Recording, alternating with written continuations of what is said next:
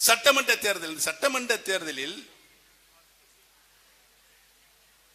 திரு அமித்ஷா அவர்கள் சென்னைக்கு வந்து, நான் இந்த உண்மையை சொல்லியாக வேண்டும், சென்னைக்கு வந்து என்னையும் திரு எடப்பாடி பழனிசாமியும் கூட்டு பேசுறார்.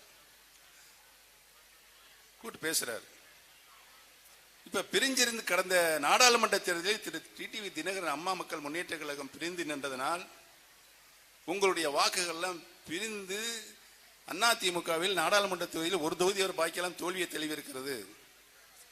ஆகவே அம்மா மக்கள் முன்னேற்ற கழகம் டிடி தினகரன், சின்னம்மா, ஓபிஎஸ் இவங்கெல்லாம் இணைஞ்சு போட்டிட்டா உறுதியா வந்து நம்ம தேர்தலை ஃபேஸ் பண்ண முடியும், எதிர்த்து ஃபேஸ் பண்ண முடியும்னு சொன்னார்.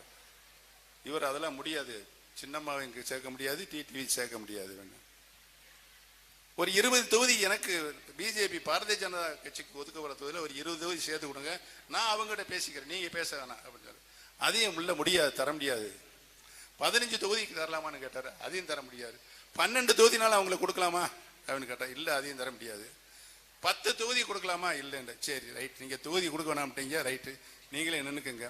ஆனால் டிடிவி தினகரன் அவர்கள் இந்த சட்டமன்ற தேர்தலில் போட்டியிட மாட்டார், வேட்பாளர் வந்து போட மாட்டார் என்ற உத்தரவாதத்தை நான் அவரிடம் பேசி உங்களுக்கு வாங்கி தர்றேன். அவர் சொல்ற ஒரு 10 பேருக்கு வாரிய தலைவர் கொடுக்கலாமான்னு அமித்ஷா சார் கேட்டார். இல்ல அதெல்லாம் நான் உறுதி சொல்ல முடியாது. இவர் இப்பதான் பாவம் ஜெயிச்சு வந்து முதலமைச்சர் இருக்கும் மாதிரி தலைக்கணம் தலைக்கேறி அவர் உடனே இந்த பதில சொன்ன உடனே எந்திரிச்சு டெல்லி கிளம்பிட்டார். சார்ட்டர் இத்தனை மணிக்கு, மணி 2 மணி இரவு. இதுதான், அதாவது பதவி பெற்று யாரு உனக்கு முதலமைச்சர் பதவி கொடுத்தா? அம்மா 2 தடவை எனக்கு கொடுத்தாங்க. அம்மா நலநிலைக்கு வந்த பிறகு திருப்பி நானே கொடுத்துட்டேன். சின்னம்மா ஒரு தடவை 3வது முறை எனக்கு கொடுத்தாங்க, திரும்பி கொடுத்துட்டேன். சின்னம்மா தானே உன்னை முதலமைச்சர் ஆக்குனாங்க. என்ன சொன்ன அவங்கள? என்ன சொன்ன சொல்லுங்க ஐயா.